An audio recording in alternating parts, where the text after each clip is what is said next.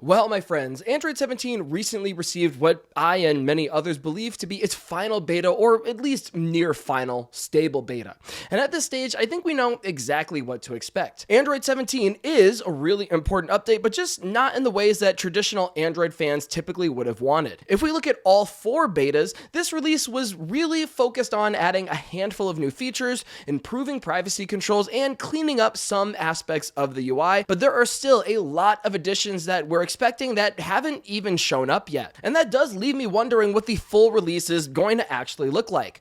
Thankfully for you guys, I've been obsessively covering these betas since day one, and real quick, I wanted to give you an overview on everything we've gotten so far, everything that is still missing, and what we still might get at some point in the future, which is super important considering Google I/O is less than 1 month away. I'm sure, like any savvy shopper, you're looking to stretch your hard-earned dollars as far as possible, and Metro by T-Mobile is delivering exactly that with their latest get more for your money feeling. First up, if you're looking for a serious hardware upgrade without the crazy price tag, you can get a free Samsung Galaxy A17 5G when joining Metro on their $40 plan. We're talking about a phone with over $250 worth of value right in your pocket, and Metro even waived the activation fees to make it a zero surprise deal. Plus, Metro provides a 5-year price guarantee on talk, text, and data, so the cost is clear for years to come. If you already love the phone you have and just want the best possible rate, Metro has an incredible offer. One line of unlimited 5G for just $20 a month when prepaying for 6 months up front. That's a $120 total for a half year of service, which is an incredible 50% off the regular $40 unlimited plan. Metro includes unlimited talk, text, and 5G data with taxes and fees already included, running on T-Mobile, which has been ranked America's best network according to Ookla Speed Test, based on an analysis of Ookla Speed Test Intelligence 2H 2025 data. And yes, you can even get an iPhone 16e on Metro. Switch to the $50 per month plan with autopay. Just bring your ID and number, and after your third monthly payment, you'll get a $100 virtual prepaid MasterCard. 3 payments in, and the phone effectively pays for itself. Perfect if you want an iPhone for someone in your life. These deals are for new customers who haven't been with Metro or T-Mobile in the past 180 days. Don't wait. For full terms and conditions, head over to Metro by T-Mobile to get started. With that said, let's start this off with one of the most exciting Android 17 features, app multitasking bubbles. If you don't know, multitasking bubbles lets you take any app and minimize it into a small floating icon on your screen, and then you can bring it back instantly without losing your place or fully switching apps. This should sound familiar because Android has actually had something like this before, limited exclusively to messaging apps like Google Messages or Facebook Messenger as an example, but now it's available on any app and even games, crazy enough, with its own custom UI, which does look pretty sick. These features work both on candy bar style devices and on foldables. In my case, it's actually working really well on the first gen Pixel Fold, and the benefit here is to allow for a deeper, more capable version of multitasking without having to rely on split screen so much. I've been using it for about a week now, and I would say it works pretty well. You can have up to 5 bubbles at any given moment, and they all seem to be running in the background, so there's no loading or wait times, thankfully. Any more than that, and they do sit inside an overflow menu where they do appear to launch cold instead of running in the background, so there is a little bit of loading in that instance. And when you're inside an app, there is a small recall tab that you can use to summon the bubble UI whenever you need to switch. In general, the animations are smooth, the UI looks clean, and it's definitely one of the most unexpected but genuinely nice surprises in Android 17 so far. And it goes a long way in bringing the Pixel multitasking capability much closer to what other Android skins have been doing for many years now. Next up is per app dark mode controls. It's a smaller feature but still very meaningful. Previous versions of Android already had an option to force apps into a dark mode, but unfortunately it was kind of an all or nothing situation. Now, Android 17 gives you the ability to control that on a per app basis, which is really useful, especially if dark mode on a specific app looks terrible or is broken in some kind of way. This new setting should give you a bit more flexibility now, and of course, not everyone is going to need it, but for those that do, it's going to be greatly appreciated. A new feature that didn't get nearly enough attention is native game controller remapping. This you can find in the Systems tab under the Interaction submenu, and if you have a controller plugged in, you're going to find a new option called Game Controller. Tapping it will show you the connected device you're already working with, where you can remap every major input like the face buttons, triggers, joysticks,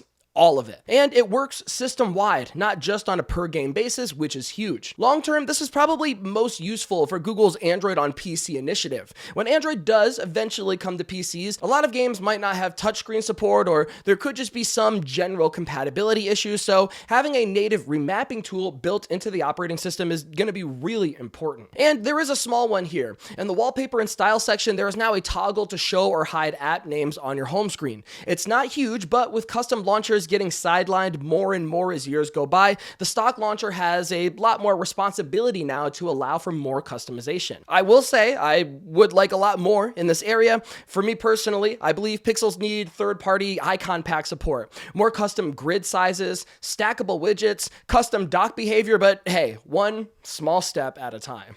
And funny enough, the most important additions to Android 17 might actually be the privacy changes, and they are certainly worth being in the know about. First, there is an updated contacts picker system. In previous versions of Android, when an app needed to grab a contact, like sending money to a specific person through Cash App, for example, it would request access to your entire contacts list. Every name, every number, every email, even if it only needed one specific person's information, and that was always a concern for anyone actually paying attention to app permissions. In Android 17, the new contact picker system grants access only to the specific contacts you actually choose, and it's how it probably should have always worked in the first place. Keeping with that same concept, Google is making changes to location privacy as well. Previously, if an app asked for location access, it was an ongoing permission that you had to manually go back to and change in the settings if you changed your mind. In Android 17, developers can now add a dedicated button in their UI that shares your location only for that one specific interaction. Again, it definitely should have been there in the first place. Lastly, and I did feel this was worth a brief mention, desktop mode in Android 17 is still progressing, just not in any huge, meaningful ways, at least at this moment. I did spend a lot of time using it on Beta 4, and the biggest improvement I could see was a fix to the display timeout issues. It used to lock after maybe 30 seconds of inactivity, no matter what display timeout settings you used, and it did force you to have to re-enter your password constantly. Now, thankfully, it follows the device's own display timeout setting. So if you set display timeout for 10 minutes, the desktop mode will stay awake for 10 minutes. And when the screen goes to sleep, there is a small window where you can wake it without having to re-enter your password. Definitely a nice quality of life change. But I would still say there's a lot of improvements to be made. Display resolution still doesn't look right. You can't put shortcuts on the desktop itself. Wallpapers still kinda don't really work right. And to me, it feels more like a beta feature other than a truly polished product. But with all of that said, there are still a lot of aspects of Android 17 that we still don't know yet. There were several features that we saw leaked earlier this year that have never shown up in a single beta. The notifications and quick settings redesign was leaked and demoed way back in January, where you could swipe from the top right for quick settings and from the bottom left for notifications. It looked polished enough to ship, but for some reason it still hasn't appeared. There was a leaked app lock feature that later showed up in an Android Canary build in March, where you could lock individual apps behind a passcode, yet we have nothing in the betas. There was also leaks showing more system blur in the volume slider, volume panel, and power menu, which we have seen nowhere in these past 4 betas, although we did get blur only in the widget panel for some reason, so something is obviously going on there that we don't understand yet. There was also a leak of a potential new screen recording feature that would somehow enable the use of a markup tool, perhaps for live annotations. Have not seen that in these betas. In Android 17 Beta 1, we got confirmation of a new handoff feature where you could start an activity on one app and continue on another. Still, haven't heard anything about that in these past 4 betas. As you can see, there's still quite a bit of information that we just don't know yet about Android 17, and if I had to guess, or if I had any possible glimmer of hope, I would say that some of these are likely to be held for Google I/O or for a later QPR release after the Pixel 11 launches, and that's kind of been the pattern for the past few years now. Typically, they've been releasing the Groundwork, which is the latest version of Android, and then after they release their flagship device, they tend to do a bigger feature drop style release with more consumer-facing changes. So with all that said, where does that leave us when it comes to Android 17? On one hand, Google is responsible for setting the pace of the entire Android ecosystem, and the privacy changes, app chat bubbles, handoff feature, game controller mapping. These things are super important, even if they aren't mind-blowing features for some of the Android users out there. On the other hand, though, I understand the typical hardcore Android or Pixel user might still be wanting a lot more. They might want more lock screen customization, depth effect wallpapers, more clock faces, status bar customization, stackable widgets, meaningful desktop mode progress. To be clear, all the changes that I highlighted are just the big ones. There are a few minor ones sprinkled in here, but without really sugarcoating it, Android 17 in its current state feels more like Android 16.5. And while Google doesn't have to reinvent the wheel every year, there was clearly a little bit room for more. That said, we're only seeing a super small part of the picture right now. Google I/O is right around the corner. The Pixel 11 is less than 6 months away. Rumor has it the Android show is scheduled for May 12th, and whatever they've been holding back on, we're about to find out more very, very soon. My honest guess here, like I said, is a lot of these bigger stuff is going to land in QPR1 after the Pixel 11, but Google I/O could change everything, or change nothing. We'll just have to wait and see. At this point though, I've rambled for quite a while now, and I do want to hear what you guys think.